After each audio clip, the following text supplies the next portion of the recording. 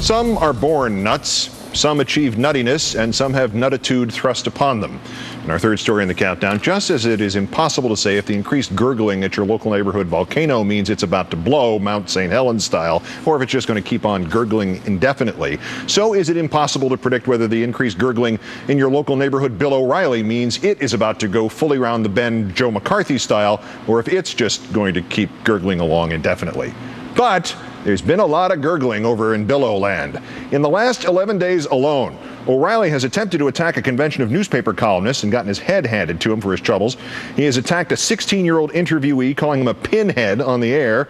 And of course, he attempted to enter a Major League Baseball team clubhouse before a game, even though he did not have the correct media credentials. By the way, baseball sources have now advanced that story, saying Billow apparently knew he didn't have the correct media credentials and tried to go in anyway.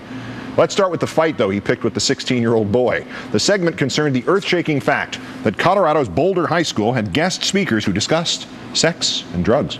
16-year-old Jesse Lang defended the event as useful and informative, but committed the cardinal sin of correcting Billow on air about a statement at the event that supposedly condoned student drug use. In Billow's defense, there was no way he could have known the kid would bring a transcript. But Lang was not done. After establishing that the line was not about students at all, he helpfully explained that it was a joke. Wait till you see the analogy he used to help Billow try to understand that. I think it's ironic that you would point out condoning drug use when in your own book, The O'Reilly Factor for Kids, you liken a high school student, a model student, quote unquote, toking on Saturday nights to a brain surgeon enjoying a martini while not on call. Okay, you took it totally out of context. Look, I know what you pinheads did. I didn't. I can read the exact quote. I can read the whole paragraph if you want. No. You don't have to read it. It's on page 67. I never encouraged anybody to take drugs in O'Reilly Factor for Kids. If you read the book, you'd know that. And they never encouraged us to take drugs either. It's a very either. anti-drug book. And this is totally dishonest, and don't get into doing this. My book is totally anti-drug. It's totally anti-drug, and this guy Becker was basically telling you guys pot's okay, ecstasy is okay, and you're smart enough to know that.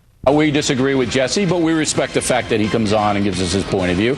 Jesse, you ought to read The O'Reilly Factor for Kids, though. It would be very good for you to do that.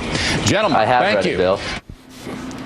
Lang tells Radar Magazine's website that before the interview, Billow had told him not to quote from the O'Reilly Factor for Kids, but he did anyway. Afterwards, he said, Billow didn't say anything to me when the segment ended. He had just had his producers cut off my feed.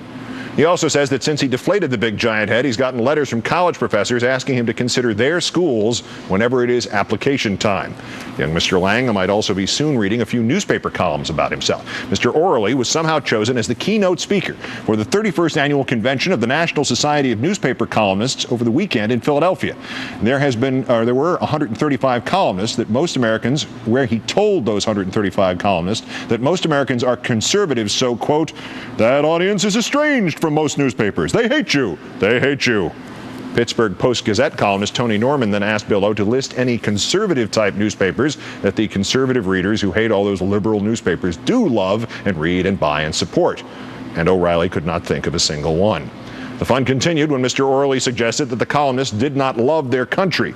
Judy Epstein, who writes the no doubt controversial, secularly progressive column A Look on the Light Side, got to her feet to contest Billow's claim of non-patriotism. In the true spirit of American freedom, he told her to, quote, sit down and shut up, and added, Madam, I didn't come here to be insulted by you.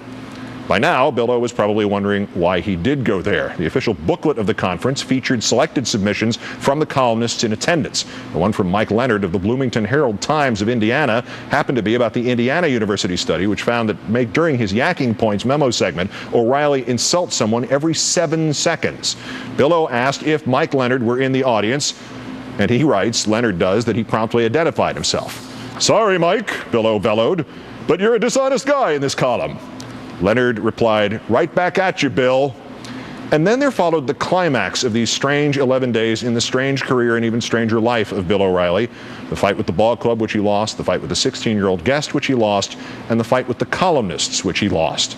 O'Reilly insisted that he knew that the Indiana University study of his propaganda and smear tactics was flawed because, he told the columnist, Fox Noise has a research department which carefully analyzes all information for and about Fox Noise. And when it got the university study, these Fox-employed analysts rejected it for faulty methodology. And the name of this Fox research facility, this bastion of learning and analysis, according to Billow, it is the Brain Room.